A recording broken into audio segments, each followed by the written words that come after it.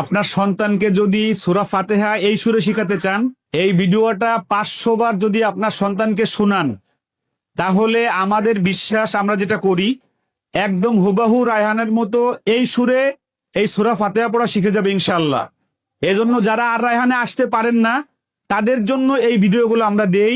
আপনারা দেখে দেখে আপনার সন্তানকে শিখাতে পারবেন ইনশাআল্লাহ।